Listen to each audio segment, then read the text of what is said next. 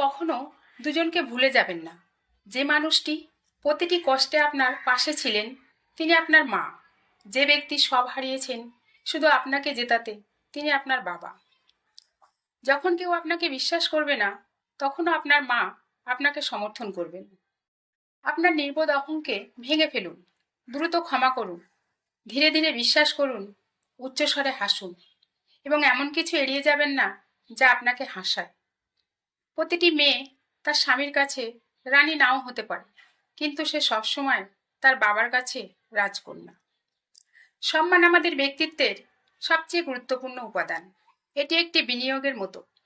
আমরা অন্যকে যা কিছু দেই তা লাভসহ আমাদের কাছে ফিরে আসে।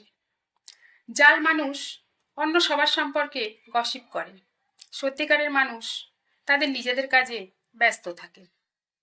ভালো থাকতে চাইলে কখনোই প্রত্যাশা করবেন না, কখনো অনুমান করবেন না এবং কখনো দাবি করবেন না। একটি স্পষ্ট প্রত্যাখ্যান সর্বদা মিথ্যা প্রতিশ্রুতির চেয়ে হাজার গুণ ভালো। আত্মবিশ্বাস এই নয় যে আপনি অন্য সবার চেয়ে ভালো, এটি উপলব্ধি করা যে নিজেকে অন্য কারোর সাথে তুলনা করার কোনো কারণ নেই। আজ থেকে সংকল্প করুন, যা চলে গেছে তা ভুলে যেতে হবে।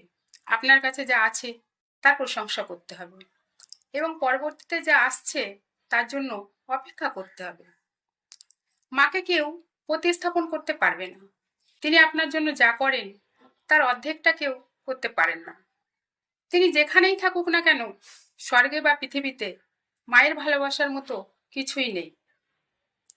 আপনার বাড়ি যতই বড় হোক, আপনার গাড়ি যতই সাম্প্রতিক, আপনার ব্যাংক অ্যাকাউন্ট হোক বিশাল বড়, কিন্তু আমাদের কবরগুলো সবসময় একই আকারের হয়।